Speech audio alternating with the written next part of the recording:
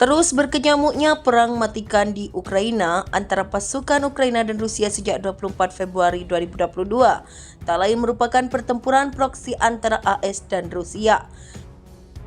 Hanya saja negara AS pemimpin Pakta Pertahanan Atlantik Utara NATO ini diprediksi akan ditinggalkan sejumlah negara aliansi tersebut serta juga sebagian besar negara di dunia. Masalahnya adalah karena saat ini benua Eropa sedang kelabakan menghadapi krisis energi, di mana gas untuk pembangkit tenaga listriknya sebagian besar dipasok oleh Rusia dalam perang prosiknya di Ukraina. AS secara perlahan akan gagal memaksa komoditas global untuk mendukung posisinya dalam perang proyeksi dengan Rusia.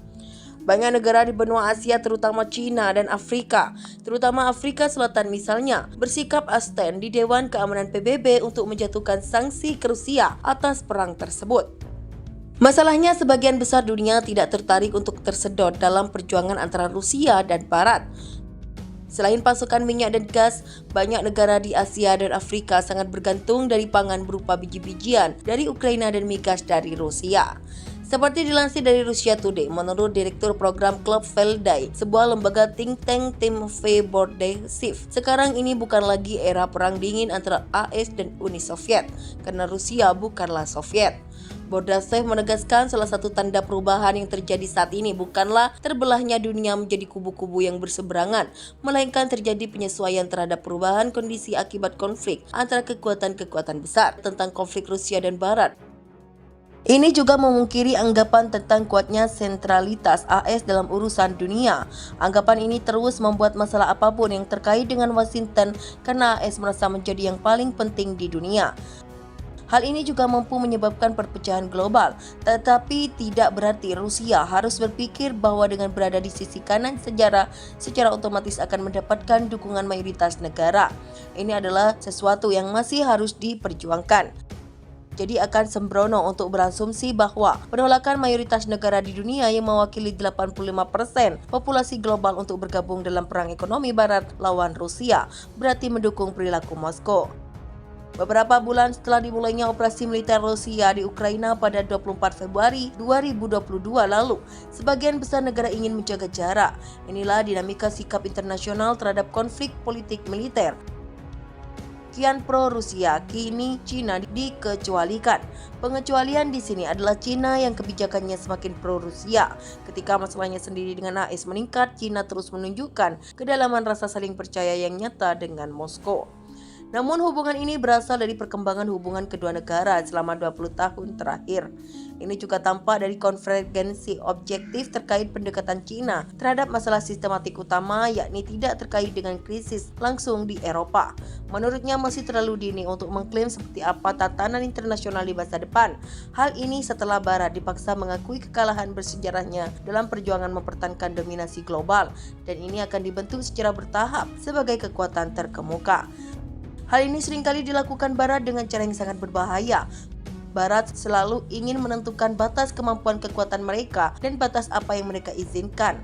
Proses ini mengingat irasionalitas perang umum besar dan skala masalah yang sudah berlangsung lama. Kemungkinan akan berlarut-larut daripada episode perubahan radikal sebelumnya dalam tatanan internasional. Kita sekarang menyaksikan salah satu tahap pertama dari penataan kembali politik global yang langgeng. Faktanya kita secara berbicara tentang akhir dari suatu periode yang telah berlangsung beberapa ratus tahun. Tetapi bahkan pada tahap ini kita sudah dapat melihat beberapa tanda perilaku kekuatan. Tanda perilaku kekuatan ini menjadi faktor sistematik dalam perkembangan politik internasional, karena itu penting disadari.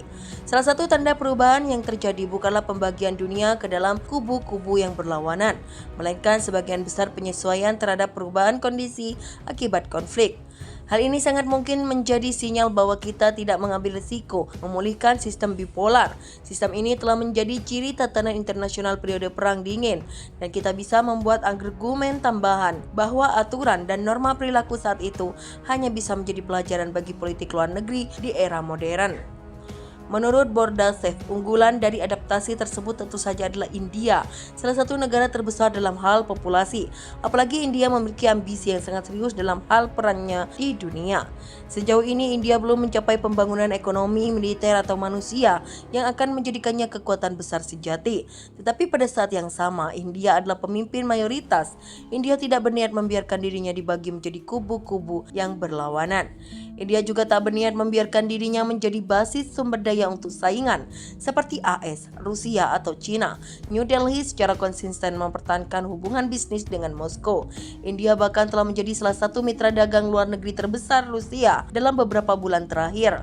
Pejabat India terus-menerus menekankan bahwa pandangan dunianya adalah tidak anti-Rusia. Adapun keengganannya India di beberapa bidang dalam kerjasama dengan Rusia hanya terkait dengan ketakutan yang beralasan. Ketakutan ini tak lain terkait bisnis domestiknya yang berisiko terkena pembalasan AS. Menurut Bordashev, India dipandang sebagai panutan oleh sebagian besar negara berkembang di Asia, Afrika, dan Amerika Latin. Jumlah negara yang bersedia bahkan secara lisan untuk mendukung AS dalam perjuangannya setengahnya.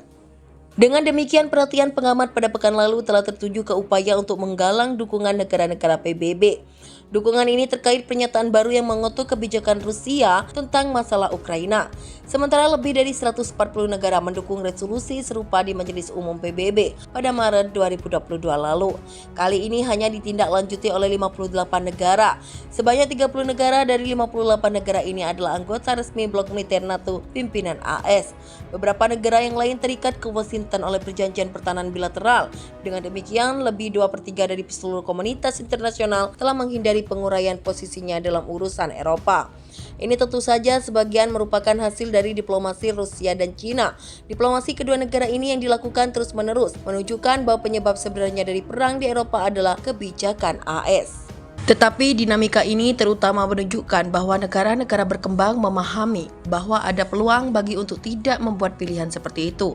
Sebaliknya, strategi jarak dari konflik lebih rasional dapat dibenarkan dalam konteks saat ini. Urusan di Eropa pun berlarut-larut dan mengambil ciri-ciri konflik permanen antara Rusia dan Barat dengan berbagai tingkat ketegangan. Karena itu sebagian besar negara di dunia akan semakin beradaptasi dengan kehidupan dalam keadaan seperti ini. Bagi AS sendiri, pengurangan kapasitas untuk memaksakan kehendaknya telah mengarah ke strategi intimidasi, juga tekanan terhadap pemain independen di dunia internasional. Namun kebijakan ini juga tidak akan berhasil. Washington memiliki mesin represif yang sangat besar, mengubah semua kegiatan internasionalnya menjadi penegakan sanksi. Tapi hal ini akan membuat semua sanksi itu sama sekali tidak efektif. Yang lain mengatakan kita tentu tidak bisa mengesampingkan skenario seperti itu. Akibatnya semakin banyak negara akan bekerja sama dengan Rusia dan Barat, dan kecepatan kerjasama ini akan bergantung pada kemungkinan mendapatkan sesuatu dari kedua musuh ini. Pada gilirannya, konflik di Eropa akan menjadi semakin terlokalisasi karena hanya menarik minat langsung para peserta utama. Apa yang dilakukan seluruh dunia adalah mencoba untuk tidak berpartisipasi. Masalahnya, pembagian dunia menjadi kubu-kubu saling berlawanan yang merupakan kondisi integral untuk pecahnya perang yang lebih besar akan dapat dihindari.